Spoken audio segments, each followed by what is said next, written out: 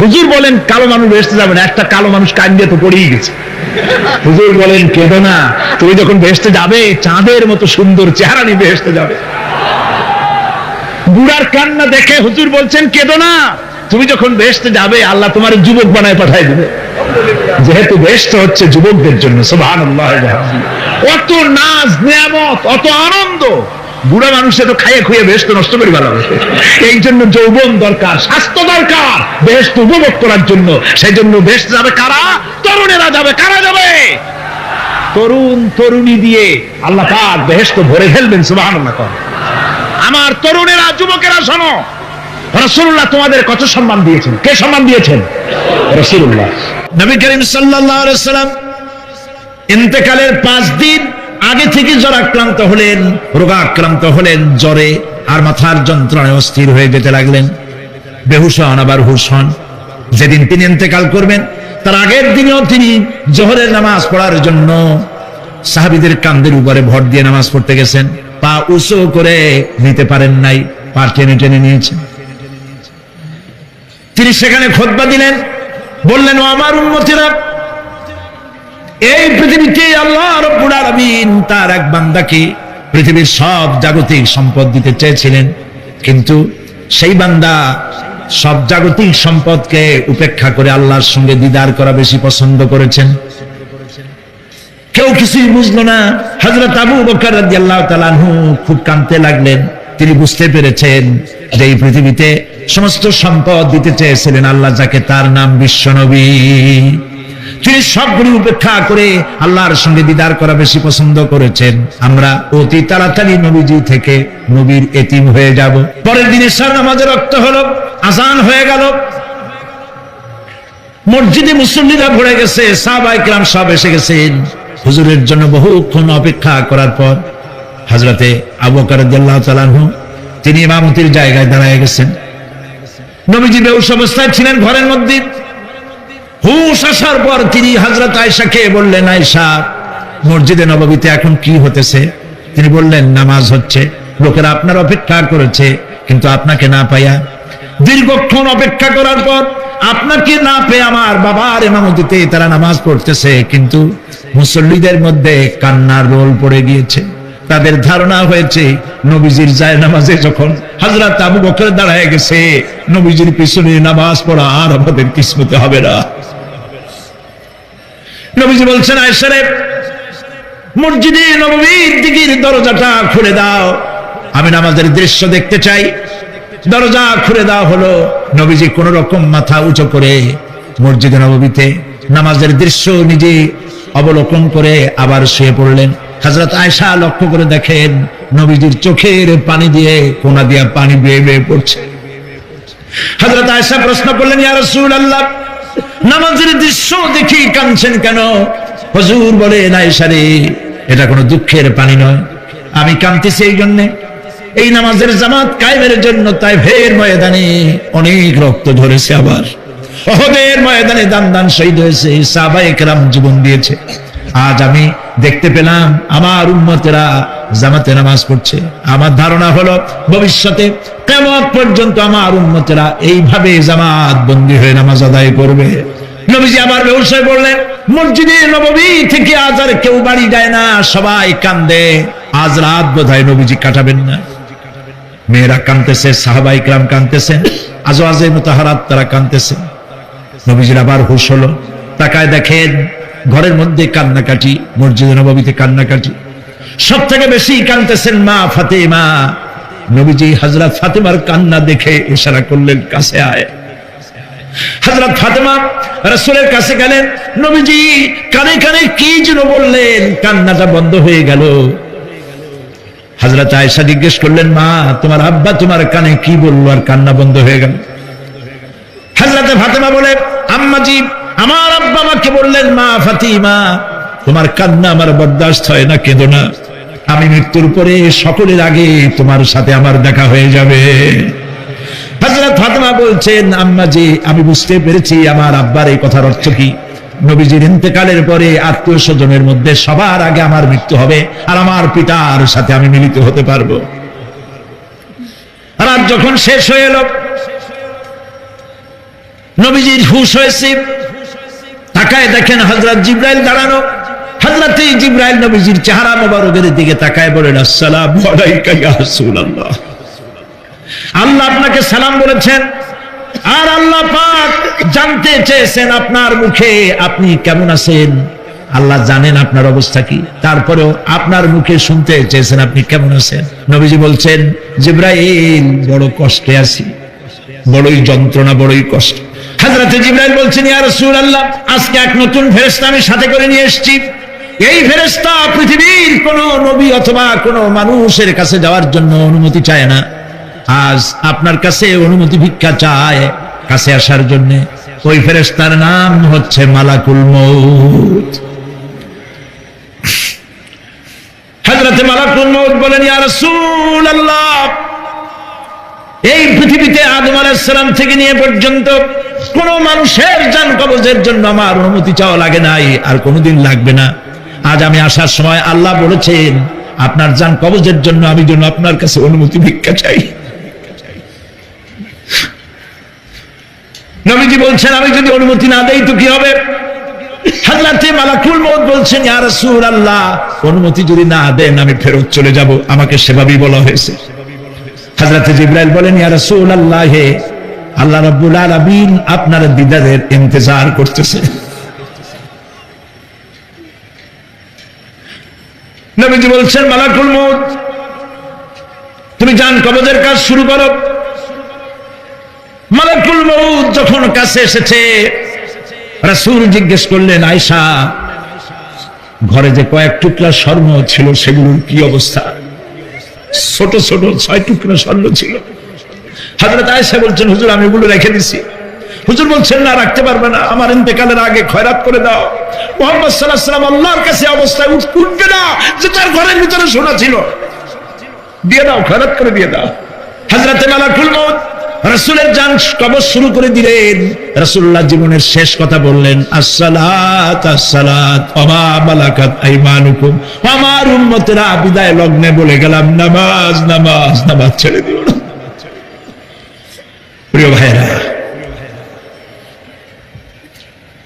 নবী করিম সাল্লাল্লাহু আলাইহি ওয়াসাল্লাম জীবনের শেষ কথা বলে গেছেন নামাজ। সেই নামাজে আমাদের যত সব অবহেলা, স্ত্রীকে নামাজ পড়ান, বউকে নামাজ পড়ান, ছেলে মেয়েকে নামাজ পড়ান। দোকানদার ভাইরা যখন আজান হয়ে যাবে দোকান বন্ধ করে দেন, আপনি আপনার কর্মচারীরা নামাজ পড়তে যান। যতটুকু কলিজা তখন গলার কাছে। আল্লাহ রাব্বুল আলামিন কোরআন শরীফের ভিতরে বলেছেন, আশ-শামসু ইয়ামবাগি লাহা আন তুদরিকাল কামারা ওয়ালাল লাইলু সাবিকুন নাহার ওয়া কুল্লুন ফি ফালাকি ইয়াসবাহুন। প্রবল জ্ঞানী হইবে যাহারা, আপন মনেতে বুঝিবে তাহারা, রাত্রি পারে না আগে যাইবার, দিনের স্থান করি অধিকার। চন্দ্র বাদে না সূর্যের গায়েতে, সূর্য পারে না চন্দ্রকে ধরিতে, যার যে স্থান বহাল রাখিয়া ভ্রমণ করিছে খোদাকে ডরিয়া। একটি নির্ধারিত সময় সীমা পর্যন্ত আপন আপন কক্ষপথে সব দৌড়াদৌড়ি করবে, কারো সাথে অ্যাক্সিডেন্ট হবে না কারো। ওয়াকুল্লুন ফি ফালাকি ইয়াসবাহুন, যা আছে মহাশূন্যে সব ঘুরতেছে। কে বলে? বলেন সবাই, কে বলছে? কোন সূরা? সূরা ইয়াসিন। আবার শুনুন, আল্লাহ পাক ফয়সালা দিচ্ছেন, ঘোরে কেডা? শুধু সূর্য ঘোরে না, শুধু চন্দ্র ঘোরে না, আল্লাহ মহাশূন্যে যা রেখেছেন সব ঘুরতেছে, সবই সন্তরণশীল, সব গতিশীল। সুতরাং ফয়সালা তো আল্লাহর কাছ থেকে নিতে হবে। পৃথিবীর সৃষ্টি করেছেন, মানব গোষ্ঠী সৃষ্টি করেছেন এবং মানুষের প্রয়োজন মিটিয়েছেন। এই মানুষগুলিকে কে সৃষ্টি করেছে? মানুষ সৃষ্টির ব্যাপারেও দার্শনিকরা মানুষদেরকে বিভ্রান্ত করে। যা কলেজে বিশ্ববিদ্যালয় পড়ানো হয়, এই কোরআন শরীফ বিশ্ববিদ্যালয়ে পড়ানো হয়? হ্যাঁ হয়।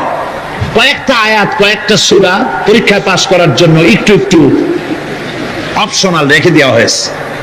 বর্তমান যে শিক্ষা কমিশন, শামসুল হক শিক্ষা কমিশন রিপোর্ট মন্ত্রী পরিষদে অনুমোদন করেছে বর্তমান সরকার। এই শিক্ষানীতিতে বলা হয়েছে ক্লাস 1 থেকে নিয়ে ক্লাস 5 পর্যন্ত ধর্মীয় শিক্ষা দিতে দেওয়া হবে না। তাহলে ক্লাস 5 পর্যন্ত যদি ধর্মীয় শিক্ষা না থাকে, তাহলে ক্লাস 6-7 ওঠার পর আলিফ জাওরা বাজাবর বা আনাকুম জানাকুম ছেলেরা পড়বে, মেয়েরা পড়বে? আসল উদ্দেশ্য হলো ইসলাম থেকে জাতিকে দূরে সরাবার জন্য ষড়যন্ত্র। এই সরকারের প্রণীত শিক্ষানীতি আমরা মানি না। আপনারা মানেন? যেই মাদ্রাসা মানুষের চরিত্র সৃষ্টি করে, বর্তমান সরকার সেই মাদ্রাসাগুলি একটা একটা করে ধ্বংস করার পরিকল্পনা গ্রহণ করেছে। সুতরাং আসল শিক্ষা হলো কোরআনের কাছে। আসল শিক্ষা কোথায়? কোরআনের কাছে। কোরআন যদি শিখানো হতো, কোরআন যদি শিখানো হতো কলেজে, বিশ্ববিদ্যালয়, তাহলে গতকাল চট্টগ্রাম বিশ্ববিদ্যালয় থেকে যেসব ছেলেরা বিশ্ববিদ্যালয় কর্তৃপক্ষ কর্তৃক বরাদ্দকৃত, হাইজ্যাক করা নয়, বরাদ্দকৃত 4খানা বাস দিয়ে কোরআন শুনতে আসতে চেয়েছিল, বর্তমান সরকারের তথাকথিত সোনার ছেলেরা আসতে দিল না। কোরআন যদি তারা পড়তো, তাহলে কোরআন শরীফ শুনতে তারাও আসতো। কপাল পড়া। জোরে বলেন কি? আরো জোরে বলেন কি? কপাল পড়া। সব ভালো লাগে, কোরআন ভালো লাগে না। এদেরকে শিখানো হয়েছে, আরে তোমরা তো মানুষ না। বলে আমরা কি? তো তোমাদের ডারউইন বাবাজি বলে নাই, শোনো নাই? কি পড়ো টড়ো তোমরা, বুদ্ধি শুদ্ধি রাখো না। ডারউইন বলেছে, থিওরি অফ ইভলিউশনের মধ্যে বলেছেন মানুষ মানুষ না। বলে কি? মানুষ হলো বান্দর। কপাল পোড়া। কি কপালে লেখা থাকে? কাজে কামে প্রকাশ হয়ে যায়। ডারউইন বলল মানুষ মানুষ না।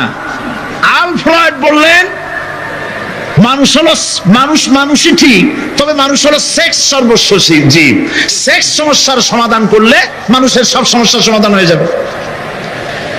কার্ল মার্কস বললেন মানুষ হলো পেট সর্বস্ব জীব, পেট সমস্যার সমাধান করে দিলে সব সমস্যা শেষ। আর ডারউইন বললেন মানুষ মানুষই না, মানুষ কি? বলে বান্দর। ওরাং ওটাং শিম্পাঞ্জি আর ব্যাং থেকে মানুষের উৎপত্তি হয়েছে। আমি যখন জীবনের প্রথম শিম্পাঞ্জি দেখলাম, ওরাং ওটাং দেখলাম, তখন আমি মনে করেছি যে ডারউইন খামোখা ভুল করে নাই। এইটা দেখেই ও মনে করেছে যে এই হচ্ছে আমার মাতামহের গোষ্ঠী, এ হলো পিতামহের গোষ্ঠী। আপনারা একটু মাথা কাটায় চিন্তা করেন, মানুষ যদি বান্দর থেকে হবে, আজও বানর ফরেস্ট এরিয়া আছে কিনা বাংলাদেশে? চিল্লায় বলেন আছে কিনা? তো মানুষ যদি বান্দর থেকেই হবে, আপনারা কি কোনোদিন দেখেছেন যে একটা বান্দরের কোমর পর্যন্ত মানুষের মতো হয়ে সারছে? আর কিছুদিন গেলেই পুরো মানুষ হয়ে যাবে। বলা পর্যন্ত মানুষের মতো হয়ে গেছে, আর কদিন গেলেই মানুষ হয়ে যাবে। দেখছেন কখনো? আচ্ছা আপনারা বলেন, পাবদা মাছ আপনারা চট্টগ্রামে কি বলেন? পাবদাই বলেন। পাবদা মাছ দেখতে কি মাছের মতো লাগে? বোয়াল মাছের মতো। কোন পাগলে কি বলছে কথা যে বোয়ালের পূর্বপুরুষ পাবদা? পাবদাগুলি পুটি টুটি খাইয়ে খাইয়ে আস্তে আস্তে বোয়াল হয়ে গেছে, এ কথা কেউ বলে? আচ্ছা শোলের যে ছোট সাইজ, শোল মাছ, গজাল মাছ, এর যে ছোট্ট সাইজ ভর্তা করে খায়, শুটকি বানায় খায়, ওগুলোর কি বলে? টাকি মাছ। এই টাকি মাছ দেখতে শোল মাছের মতো। কেউ পাগলকে আজ পর্যন্ত বলেছে যে শোল মাছের পূর্বপুরুষ টাকি, টাকিগুলা সার মার খাইয়া আস্তে আস্তে শোলে পরিণত হয়ে গেছে? কেউ বলেছে বলো? ডারউইন কয় বোতল খাইয়া যে এই মতবাদ লিখছে আল্লাহই ভালো জানে। যে বান্দরের থেকে মানুষ আবিষ্কার হয়েছে, নাউজুবিল্লাহ। এগুলি পড়ানো হয় কলেজে, বিশ্ববিদ্যালয়, তাই আমাদের সোনার ছেলেরা বান্দরামি করে। ওদের যদি পড়ানো হইতো তোমরা বান্দরের গোষ্ঠী নও, তোমরা মানুষ। মর্যাদা কার বেশি, বান্দরের না মানুষের? এই পৃথিবীর প্রথম মানুষকে আদম আলাইহিস সালাম। আদম হইছেন কি দিয়ে? মাটি দিয়ে। আল্লাহ রাব্বুল আলামিন যিনি মানুষ সৃষ্টি করেছেন তিনি কোরআন শরীফের ভিতরে বলে দিয়েছেন। আমি প্রথমেই বলেছি, আপনারা লক্ষ্য করুন, এই কোরআন তাবিজের কিতাব নয়, এই কোরআন তদবিরের কিতাব নয়, ঝাড়ফুঁকের কিতাব নয়। কোরআন হলো পৃথিবীর মানুষের জন্য কোড অফ লাইফ, পূর্ণাঙ্গ জীবন বিধান। সবকিছু আল্লাহ পাক কোরআনের ভিতরে বলে দিয়েছেন, কোন জিনিস বাদ দেন নাই। আপনি আমি কেমনে সৃষ্টি হয়েছি আল্লাহ পাক কোরআনের ভিতরে বলেছেন, ইন্না খালাকনাকুম মিন তুরাবিন সুম্মা মিন নুতফাতিন সুম্মা মিন আলাকাতিন সুম্মা মিন মুদগা। নিষ্প্রাণ মাটি দিয়ে তোমাকে উৎপন্ন করা হয়েছে, নিষ্প্রাণ মাটি উপাদান দিয়ে তোমাকে তৈরি করা হলো।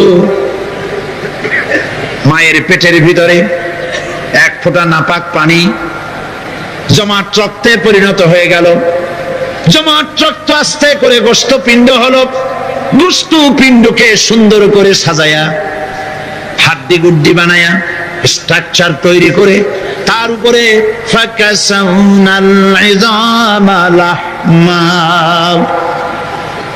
চামড়া দিয়ে গোস্ত দিয়া সাজায়া সুন্দর করে বানালাম। আল্লাহর পরিচয় শুনুন, আল্লাহ আমার কেমন আল্লাহ। মায়ের পেটের ভিতরে সন্তান বানায়া এরপরে যখন রূহ দেওয়া হয়েছে, ক্ষুধা লেগেছে, খাবারের প্রয়োজন হয়েছে, আল্লাহ রাব্বুল আলামিন ওই কচি বান্দা মায়ের পেটে বসে কি খাবে সেজন্য তার মা চিন্তা করে নাই, বাবা চিন্তা করে নাই, সরকার চিন্তা করে নাই। আল্লাহ রাব্বুল আলামিন মায়ের মাসিক অসুখকে বন্ধ করে দিয়ে সন্তানের নাভির সাথে আর মায়ের নাভির সাথে তার লাগায়া, পাইপ লাগায়া মায়ের মাসিক অসুখের রক্তগুলি দিয়ে সন্তানকে বড় বানালেন। মুখ দিয়া এই রক্ত পান করালেন না, মুখটাকে পবিত্র রেখে দিলেন যাতে করে পৃথিবীতে আসার পর ওই মুখ দিয়া আল্লাহ রাব্বুল আলামিনের জিকির করতে পারো। সন্তান মায়ের ভিতরে পেটের ভিতরে বড় হলো, আল্লাহ রাব্বুল আলামিন বলেন মাস দিন যখন পুরা হয়ে গেল, সুম্মা নুখরিজুকুম তিফলা, বাচ্চার আকারে পৃথিবীতে নিয়ে আসলাম। এখন খাবার কি? পৃথিবীতে যখন বাচ্চা এলো তখন তার পেটের সাথে যে সংযোগ ছিল মায়ের নাভির সাথে আর সন্তানের নাভির সাথে, সেই সংযোগ তার আর কি থাকলো? কি করা হলো? কেটে দেওয়া হলো। লক্ষ্য করুন, খাবারের জন্য একটি মাত্র পাইপ আল্লাহ লাগাইছিলেন, পৃথিবীতে সন্তান আসার সঙ্গে সঙ্গে পাইপটা কেটে দেওয়া হলো। এবার কি খাবে? আল্লাহ রাব্বুল আলামিন মায়ের বুক থেকে সন্তানের জন্য এবার সিঙ্গেল সিগন্যাল, তার জন্য সিঙ্গেল কোন লাইন যেটা ছিল কেটে দিয়া মায়ের বুক থেকে সন্তানের জন্য ডাবল লাইন আল্লাহ চালু করে দিলেন। এমন দুধ বানাই দিলেন যা শুধু খাবার নয়, শুধু ফুড ভ্যালু নয়, এই দুধের ভিতরে ক্যালসিয়াম, এর মধ্যে ভিটামিন, এর মধ্যে আয়রন, এর মধ্যে মেডিসিন। দুনিয়ার এই সন্তান ছিল ফি কারারিন মাকিন, সুরক্ষিত জায়গার ভিতরে ছিল, কোনো পলিউশন সেখানে যেতে পারতো না, রোগের জার্ম সেখানে যেতে পারতো না। দুনিয়ায় এলো দূষিত আবহাওয়ার ভিতরে, এই সন্তানকে এখনই অ্যান্টিবায়োটিক খাওয়ালে পরে অসুবিধা হবে। আল্লাহ রাব্বুল আলামিন মায়ের দুধের ভিতরে ঔষধ দিয়া রোগের প্রতিষেধক বানায়া দিলেন। এ হলো আমার আল্লাহ। এ আমার কে? আল্লাহ। জোরে বলেন আল্লাহ। আল্লাহ আল্লাহ রাব্বুল আলামিন মায়ের দুধ দিয়ে সন্তানকে বড় করলেন আর শোনায় দিলেন, খবরদার এই মায়ের সাথে, এই বাপের সাথে নাফরমানি করবি না। মা বাপের জন্য আমার কাছে দোয়া করবে, রব্বির হামহুমা কামা রাব্বায়ানি সগীরা। সবাই পড়েন আমার সাথে, রব্বির হামহুমা কামা রাব্বায়ানি সগীরা। আল্লাহ পাক শিখাই দিলেন বান্দারে আমার কাছে দোয়া করায়, আল্লাহ আমার মা বাপ আমাকে ছোটবেলায় যেভাবে স্নেহের কোলে লালন পালন করেছে, এইভাবে আমার মা বাপ তোমার রহমতের কোলে লালন পালন করো। মনে থাকবে ভাইরা? বলে মনে থাকবে? প্রত্যেক নামাজের পরে মা বাবার জন্য দোয়া করবেন, বেঁচে থাকুক আর মরে যাক, দোয়া করবেনই, মনে থাকবে? রব্বির হামহুমা কামা রব্বায়ানি সগীরা। আবার পড়েন রব্বির হামহুমা কামা রব্বায়ানি সগীরা। আল্লাহ পাক মায়ের মর্যাদা এত বাড়াইছেন, সাহাবী প্রশ্ন করেছে ইয়া রাসূলুল্লাহ খেদমত করব কার? হুজুর বলেন তোমার মায়ের, তারপরে কার? তোমার মায়ের, তারপরে কার? তোমার মায়ের, তারপরে কার? তোমার পিতার। বাপের চাইতে মায়ের মর্যাদা আল্লাহ 3 গুণ বাড়াইয়া দিলেন, 3 গুণ বৃদ্ধি করে দিলেন। হাদিস শরীফে এসেছে হযরত আবী হুরায়রা রাদিয়াল্লাহু তাআলা আনহু রাসূলের কাছে এসে রাতের বেলায় কাঁদতেছিলেন। হুজুর প্রশ্ন করলেন আবু হুরায়রা কাঁদো কেন? হযরত আবু হুরায়রা বলছেন হুজুর মা আমাকে মেরেছে। তিনি প্রশ্ন করলেন আচ্ছা মা তোমার মারলো কেন? তুমি কি কোনো বেয়াদবি করছো? তিনি বললেন না। তবে মারলো কেন? হযরত আবু হুরায়রা বলেন ইয়া রাসূলুল্লাহ আপনার খেদমত থেকে বাড়ি ফিরতে আমার দেরি হয়ে গিয়েছিল। গভীর রাত্রে যখন বাড়ি গেছি মা আমাকে প্রশ্ন করলেন বাবা দেরি হলো কেন, কোথায় ছিলি? তাম পৃথিবীর মানুষ যেই কদম মোবারক চুমু দিতে পারলে ধন্য হয়ে যায়, সেই আখিরি জামানার পয়গম্বর নবী মুহাম্মদ রাসূলুল্লাহ সাল্লাল্লাহু আলাইহি সাল্লামের দরবার থেকে আসতে আমার দেরি হয়ে গেছে। ইয়া রাসূলুল্লাহ আমার মা আপনার নাম শুনে তার গা জ্বলে উঠলো, তিনি কাফের মুশরিকা। আপনার নাম শুনে অগ্নি শর্মা হয়ে আমাকে ধরে পিটানো আরম্ভ করলেন আর বললেন আবু হুরায়রা হয় মুহাম্মদ সাল্লাল্লাহু আলাইহি সাল্লামের বাড়ি ছাড়বি নইলে আমার বাড়ি ছাড়বি, কি করবি বল? মার খেতে খেতে আমি বললাম মা তোমার গায়ে যত শক্তি আছে আমারে মার, তোমার বাড়ি শুদ্ধ তাম দুনিয়াটা ছেড়ে দিতে পারি, মুহাম্মদ রাসূলুল্লাহর কদম মোবারক ছেড়ে দিতে পারি না। হুজুর আমার মা গলা ধাক্কা মেরে আমাকে বের করে দিয়েছেন। হুজুর বলছেন আবু হুরায়রা মা তোমাকে মেরেছে আর আমার কাছে নালিশ করছো, আমি তোমার মায়ের কোনো বিচার করতে পারবো না। সুবহানাল্লাহ, এত বড় পাওয়ারফুল নবী, শানওয়ালা, ইজ্জতওয়ালি, বরকতওয়ালি, এত বড় নবী বলছেন মা মেরেছে আমার করার কিচ্ছু নাই। সুবহানাল্লাহ।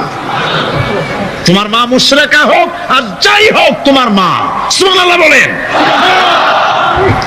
আমার বন্ধুগণ হযরত আবু হুরায়রা বলেন ইয়া রাসূলুল্লাহ মায়ের বিরুদ্ধে কোনো অভিযোগ নিয়ে আমি আপনার কাছে আসি নাই। হুজুর বলেন কেন আসছো বলো খুলে। আবু হুরায়রা বলেন হুজুর আমি জানি আপনি আল্লাহর দরবারে যদি কোনো ব্যাপারে হাত তোলেন আল্লাহ মঞ্জুর করে ফেলেন, আপনি দয়া করে আমার মার জন্য দোয়া করেন আল্লাহ যেন হেদায়েত দিয়ে দেন। আমার নবীজি দুখানে হাত উত্তোলন করলেন, বললেন আল্লাহুম্মা ইহদিহুমা আবি হুরায়রা, আয় আল্লাহ আমি দোয়া করতেছি আবু হুরায়রার মাকে হেদায়েত নসিব করো। হুজুর হাত তুলে মোনাজাত করছেন, আবু হুরায়রা দৌড় দিলেন বাড়ির দিকে। কয়েকজন সাহাবী হযরত আবু হুরায়রার জামা টেনে ধরেছে, এই ভদ্রলোক দৌড়ায় কেন? এত শান্ত মানুষ, কখনো গরম হয়ে কারোর সঙ্গে কথা বলে না, এই মানুষটা দৌড়ায় কেন? কোনো বিপদ হইল নাকি? জামা টেনে ধরে বলে আবু হুরায়রা দৌড়াও কেন? হযরত আবু হুরায়রা বলেন জামা ছেড়ে দাও, কোনো বিপদ আমার হয় নাই, আমি দৌড়াইয়া বাড়ি যাই দেখতে চাই। আমি দৌড়াইয়া আগে বাড়ি যেতে পারলাম না, আমার নবীর দোয়া আগে আমার বাড়ি চলে গেছে, আমি এটা দেখতে চাই। হযরত আবু হুরায়রা দৌড়াতে দৌড়াতে বাড়ি চলে গেছে। দরজায় নক করলেন, ভেতর থেকে আওয়াজ এলো কে? তিনি বললেন আমি আবু হুরায়রা, মা দরজা খুলে দাও, আমি তোমার সন্তান।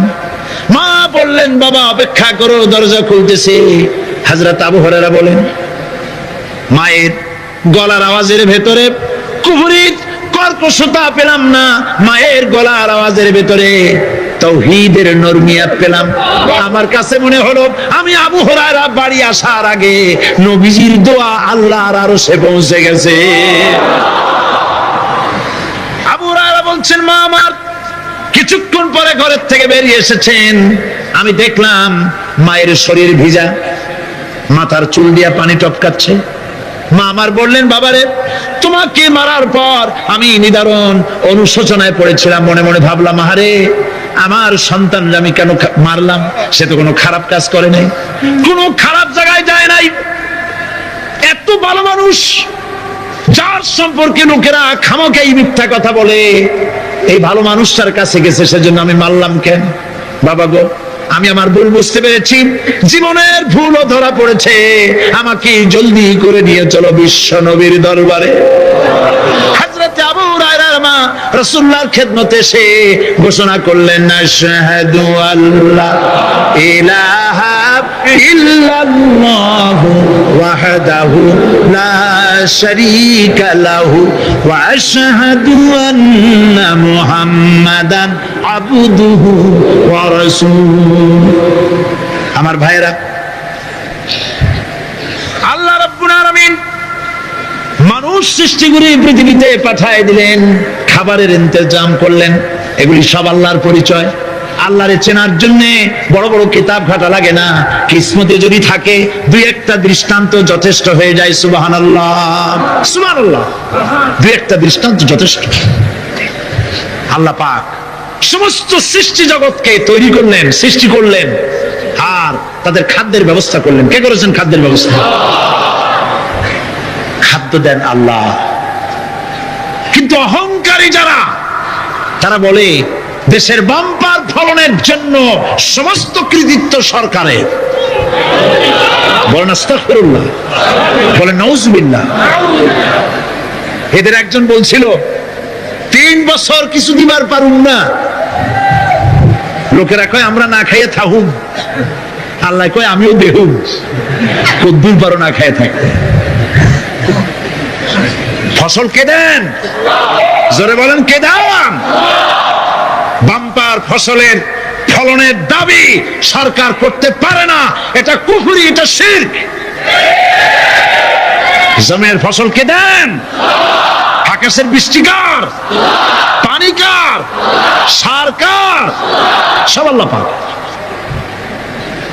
আল্লাহ পাক কোরআন শরীফে বলেছেন, لئن شكرتم لأزيدنكم ولئن كفرتم إن عذابي لشديد। আমার নিয়ামতের শুকর যদি আদায় করো বাড়ায় দেব, আর যদি কৃতজ্ঞ হও শুকরিয়া আদায় না করো মস্ত বড় শাস্তি দেব।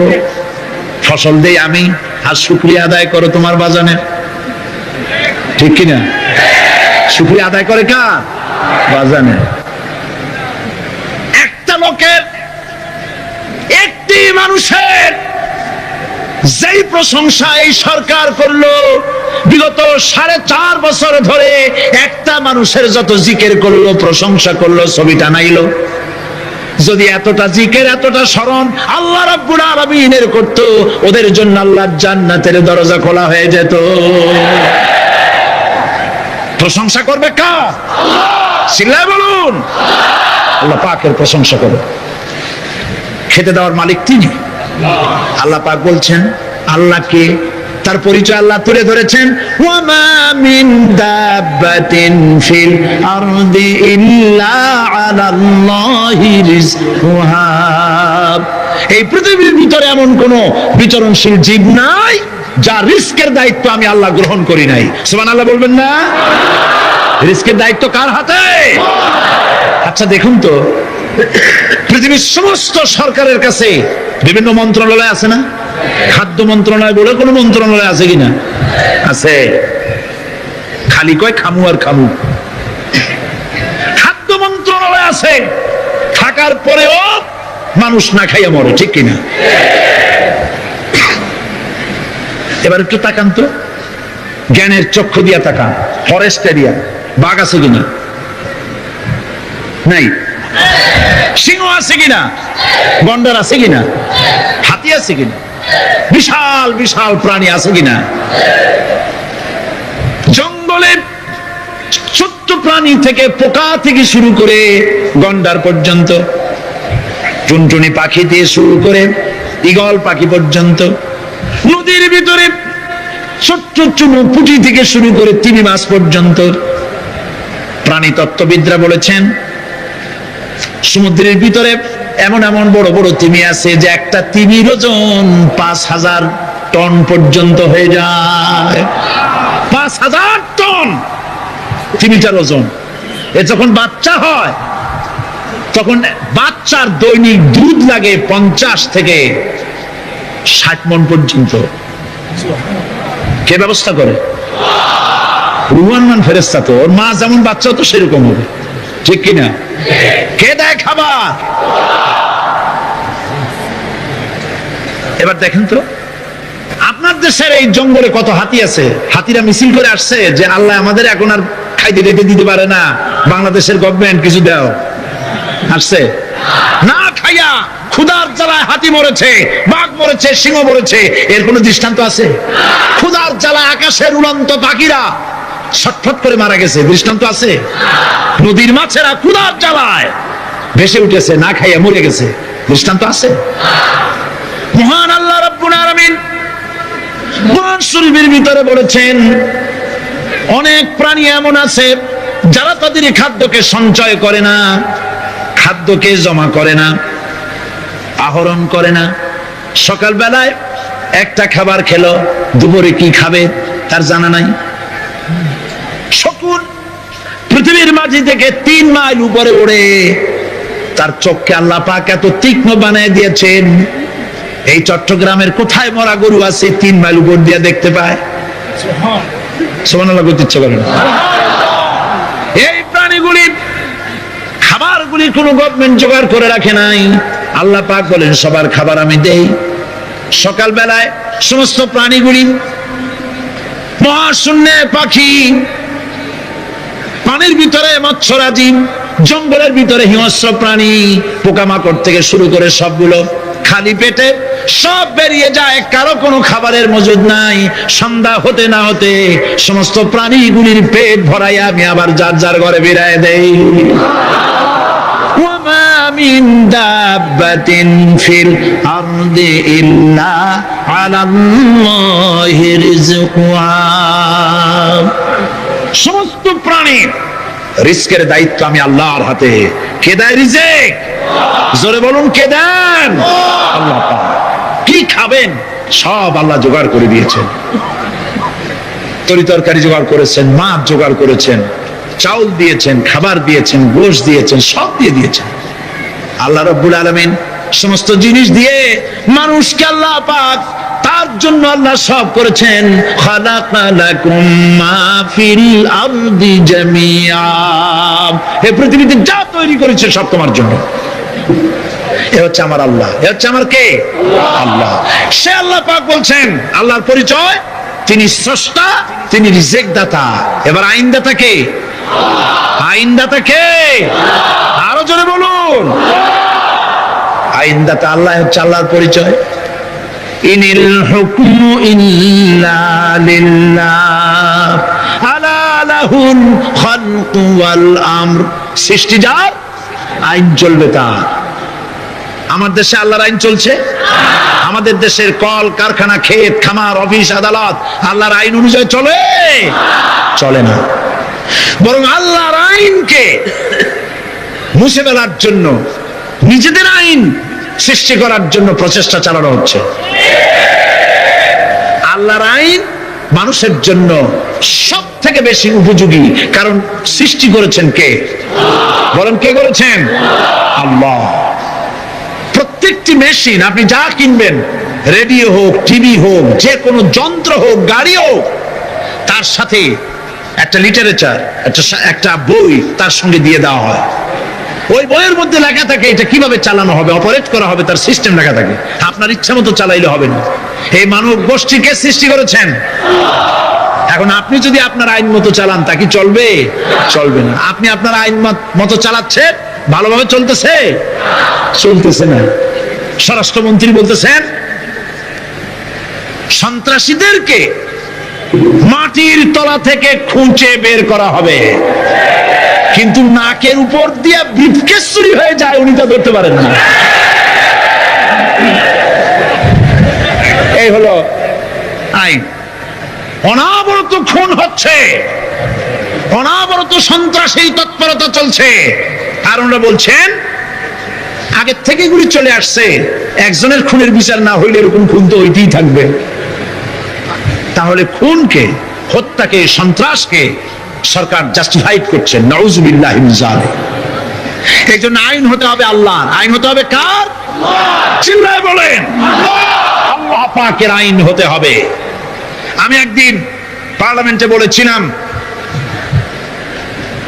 আমার দেশের নেতা নেত্রীরা বারবার হজ করতে যান, উমরা করতে যান, সেখান থেকে আসার সময় কি আনেন? আতর, পাথর, সুরমা আর ফুরমা, এই কিছু নিয়ে আসলেন। কিন্তু আমি বলেছি, আপনারা কি কিছু চোখে দেখেন না? পার্লামেন্টে এইভাবে বক্তৃতা করেছে, কিছু চোখে দেখেন না? আমি প্রশ্ন করে আমি আবার জবাব দিচ্ছি,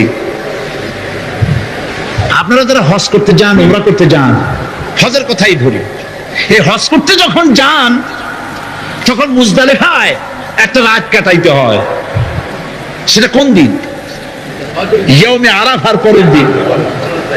এই মাঠে দালান কোঠা আছে, এখানে বেড়া আছে, শামিয়ানা আছে, পর্দা আছে, তাবু আছে, কিচ্ছু নাই। লক্ষ লক্ষ নারী আর পুরুষ পাশাপাশি শুয়ে থাকে, তাও সুবহানাল্লাহ কইতে ইচ্ছে করে না। সারা রাত জনে জনে পুলিশ পাহারাদার নাই। কিরকম মেয়ে এলো, চাঁদের সৌন্দর্য হার মানায় দিতে পারে এরকম সুন্দরী।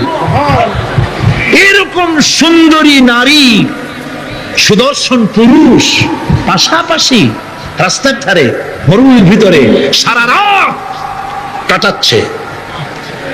ইয়মে আরাফার পরের রাতটা, একটা রাত পুরা। এভাবে চলতেছে বছরের পর বছর, শতাব্দীর পর শতাব্দী, সহস্রাব্দীর পরে সহস্রাব্দী। আমি প্রশ্ন করি, পৃথিবীর ইতিহাসে কেউ কি এমন কথা বলতে পেরেছে, লিখতে পেরেছে যে মুজদালিফার রাতে সেখান থেকে 10টা নারী হাইজ্যাক হয়েছে, 5টা নারী লাঞ্ছিত হয়েছে? বলতে পারবে? গভীর রাত্রে পুরুষ সঙ্গে ছাড়া সুন্দরী রমণী, যুবতী রমণী একাকিনী নিজের ঘর ছেড়ে আল্লাহর ঘরে তওয়াব করতে আসে। তওয়াব সেরে তাহাজ্জুদের নামাজ পড়ে আল্লাহর কাছে মোনাজাত করে একা একা হাজার হাজার লাখো পুরুষের ভিতর থেকে আপন ঘরে ফিরে যায়। কারো বাবার হিম্মত নাই একবার তাকায়ছে তো রূপ উপভোগ করার জন্য, আবার তাকায়, অথবা তার আঁচল ধরে টান মারে। আছে ইতিহাস? কথা কন না কেন? সুন্দরী একটা মাইয়া মক্কা থেকে মদিনা থেকে পাওয়া যায় না, 15 দিন হয়ে গেছে। হয়েছে কখনো? এবার জবাব দেন, কেন হয় না? কেন হয় না? আমার দেশের মেয়েরা রাস্তা দিয়ে হাঁটতে পারে না। হাই স্কুল মেয়েদের, হাই স্কুল মেয়েদের কলেজ যখন ছুটি হয়, তথাকথিত সোনার ছেলেরা গেটের সামনে এতিমের মতো কারায় থাকে। অনবরত হাইজ্যাক হচ্ছে, ধর্ষণের সেঞ্চুরি হচ্ছে। আর ওখানে হয় না কেন? ওখানে হয় না এই কারণে, এই কোরআনের আইন আল্লাহ রাব্বুল আলামিন যে আইন দিয়েছেন, ওখানে আইন বলবৎ আছে। আছে নাকি? আছে কিনা? কোন পুরুষ কোন নারীকে ধর্ষণ করেছে যদি প্রমাণিত হয়, সে যদি ফাহাদের ছেলে হয় আর ফাহাদের মেয়েও হয়, কোরআনের শাস্তি হলো পাথর মেরে উড়াইয়া দাও। তাকে জানিয়ে দেওয়া হবে রেডিও টিভির মাধ্যমে, জিনাকারের ব্যভিচারীর শাস্তি হবে। চতুর্দিকে হাজারো লোকেরা দাঁড়াবে, হাতে পাথর নিয়ে পাথর মেরে তাকে তার গোশত হাড্ডি বাতাসের সাথে উড়ায় দেবে। একজন মানুষ আর একজন মানুষকে খুন করলো, এই আসামি ধরা পড়ে গেল, কোরআনের শাস্তি হলো যখন ধরা পড়বে প্রমাণিত হবে যেমন ভাবে হত্যা করেছে পরেও হত্যা করো। এই দৃশ্য, এই আইন যদি বাংলাদেশে যদি এই আইন চালু হয়ে যেত, খুনের আসামি ধরা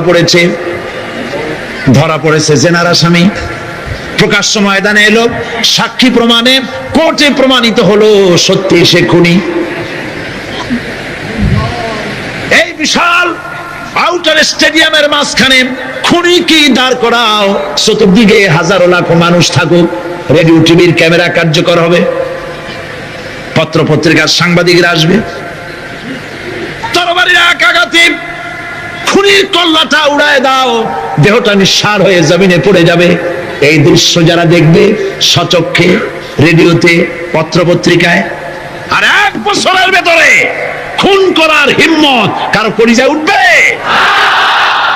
জেনাকারের পাথর মেরে দেওয়া, পাথর মেরে উড়িয়ে দেওয়ার শাস্তি যদি চোখে কেউ দেখে, জেনা করার পুলক আর জাগবে? এটা নাম আল্লাহর আইন। এই আইন কার? এই আইন কার? এই আইন যতদিন পর্যন্ত বাংলার মানুষের, মুসলমানদের উপরে কার্যকরী না হচ্ছে, এই দেশে কার্যকরী না হবে, ততদিন পর্যন্ত হত্যা, ধর্ষণ, খুন বন্ধ হবে না। বন্ধ হবে। সুতরাং এই আইন হচ্ছে কার? আরো জোরে বলেন, আল্লাহ রাব্বুল আলামিন। মহান আল্লাহ রাব্বুল আলামিনের এই আইন অনুযায়ী যদি দেশ চলে, মানুষ শান্তি পাবে, চুরি বন্ধ হবে, ডাকাতি বন্ধ হবে, জেনা বন্ধ হবে, হত্যা ধর্ষণ বন্ধ হয়ে যাবে। নবীজি এমন একটি আইন চালু করে দিয়ে, কোরআনের বিধান চালু করে দিয়ে এমন একটা সমাজ চালু করেছিলেন, যেই সমাজ সম্পর্কে হুজুর নিজে বলেছেন, খায়রুল কুরুনে কারনি, সর্বশ্রেষ্ঠ যুগ হলো কার যুগ? আমার যুগ। সুবহানাল্লাহ বলেন। রাসূলের যুগ হলো সর্বশ্রেষ্ঠ যুগ। সেই কোরআন, সেই হাদিস আজও আছে না নাই? বলেন জোরে, আজও আছে না নাই? সেই কোরআন এবং সুন্নাহ দিয়ে দেশ শাসন হোক, এটা কি আমরা চাই? কারা কারা চাই? দু হাত উঁচু করে দেখান।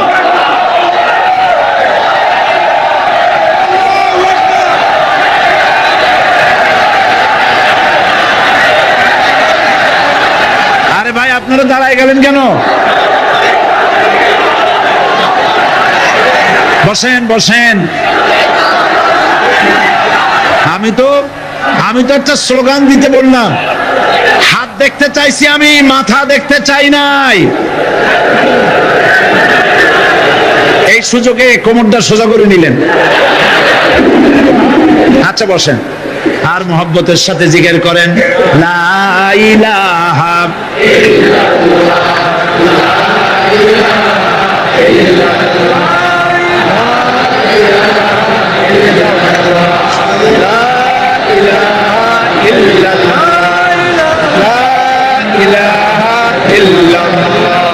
লা ইলাহা ইল্লাল্লাহ, জোরে সরে সবাই জিকির করেন, লা ইলাহা ইল্লাল্লাহ, লা ইলাহা ইল্লাল্লাহ, লা ইলাহা ইল্লাল্লাহ, লা ইলাহা ইল্লাল্লাহ, মুহাম্মাদুর রাসূলুল্লাহ।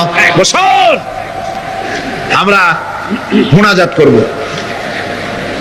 আল্লাহ রাব্বুল আলামিন আয়াতুল কুরসির ভিতরে আল্লাহর সার্বভৌমত্বের কথা বলেছেন, আল্লাহু লা ইলাহা ইল্লা হুয়াল হাইয়ুল কাইয়্যুম।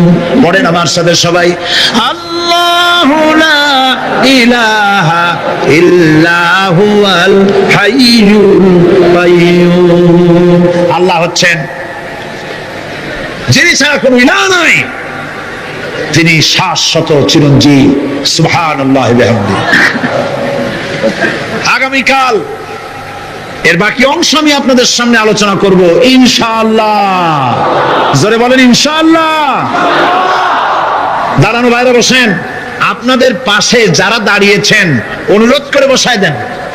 বলেন যে আর 5 মিনিট বসেন, আল্লাহর রাস্তায় হাঁটেন না। হ্যাঁ বলেন আপনারা যে আল্লাহর রাস্তায় হাঁটেন না, বসেন, সবাই বসেন। এত বড় মাহফিলে মুনাজাত, সুবহানাল্লাহ বলেন। চট্টগ্রামের ইতিহাসের শ্রেষ্ঠ মাহফিল, চিল্লায় বলেন সুবহানাল্লাহ। গোটা বিশ্বের কোরআনের শ্রেষ্ঠ মাহফিল, বলেন সুবহানাল্লাহ। যারা বলেন আলহামদুলিল্লাহ। আগামীকাল এই মাহফিলের আখেরি মুনাজাত হবে ইনশাআল্লাহ। বলেন ইনশাআল্লাহ। আমি আন্তরিকভাবে দুঃখিত। প্রতি বছর আমার মা বোনদের জন্য, চট্টগ্রামবাসী আমার মা বোনদের জন্য আলাদাভাবে তাদের প্রশ্নের উত্তর দেই এবং তাদের সামনে কোরআন হাদিসের কথা আলাদাভাবে বলি। এবছর দিন কম হয়ে গেল বলে মহিলারা, মা বোনেরা বঞ্চিত হয়ে গেলেন। শিশু কিশোরদের জন্য আলাদাভাবে সমাবেশ করা হয়, তাও বঞ্চিত হয়ে গেল। এই বিশাল তাফসীরুল কোরআন মাহফিলের বরকত থেকে চিটাগংবাসীকে যারা বঞ্চিত করলো, আল্লাহ তাদের হেদায়েত নসিব করে দিয়ে। যদি হৃদয় থাকে, যদি হৃদয় বলে কিছু থাকে, বিবেক বলে যদি কিছু থাকে, আর শরীর যদি মুসলমানের পিওর রক্ত থাকে, তাহলে বাড়ি বসে অনুশোচনা করা উচিত, চোখের পানি ফেলানো উচিত ওই সব লোকের যারা এই বরকতপূর্ণ মাহফিলকে বাধা দিয়েছে। আর যাদের কলজের মধ্যে আল্লাহ মোহর মেরে দিয়েছে, এগুলোর তো হেদায়েত হবে না। যাদেরকে আল্লাহ পাক তৈরি করেছেন জাহান্নামের জন্য, ওদের কাছে মাহফিল অসহ্য, সহ্যই হবে না। নাউজুবিল্লাহ বলেন। চট্টগ্রামবাসীর জন্য তাফসীরুল কোরআন মাহফিল নিয়ামত। এই নিয়ামত কিয়ামত পর্যন্ত আল্লাহ টিকায় রাখুন, বলি আমিন। আগামীকালের আখেরি মোনাজাতে সমস্ত মুসলমান চতুর্দিক থেকে আল্লাহ পাকের নারা লাগাতে লাগাতে আসবেন। আল্লাহু আকবার, নারে তাকবীর। গোটা চট্টগ্রাম, গোটা চিটাগং শহর আগামীকাল কোরআনের মিছিলের শহর হবে ইনশাআল্লাহ।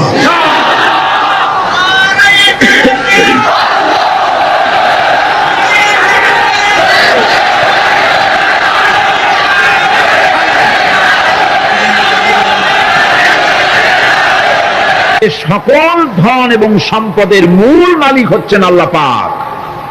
সমস্ত ধন সম্পদের মালিক কে? আল্লাহ সুবহানাহু ওয়া তাআলা। কোরআনে কারীম বলছে, লিল্লাহি মা ফিস সামাওয়াতি ওয়া মা ফিল আরদ। আকাশ এবং জমিনের ভিতরে যা কিছু আছে সব কিছুর মালিকানা কার? জোরে বলেন কার? আল্লাহ রাব্বুল আলামিন হচ্ছেন এর একচ্ছত্র মালিক। সুতরাং বান্দাদের কাছে কিছুদিনের জন্য এগুলিকে আমানত রাখা হয়েছে। আমাদের ঘর আছে, বাড়ি আছে, ব্যবসা আছে, বাণিজ্য আছে, জায়গা আছে, জমিন আছে, গরু আছে, বাছুর আছে, এই সবগুলি কিছুদিনের জন্য আমাদের কাছে কি রাখা হয়েছে? আমানত। আমানতের মাল আপনি আপনার ইচ্ছা মতো খরচ করতে পারবেন না। আমানতের মাল কি ইচ্ছা মতো খরচ করা যায়? যায় না। আমানতের মালকে খরচ করতে হলে মূল মালিকের ইচ্ছা অনুযায়ী খরচ করতে হবে।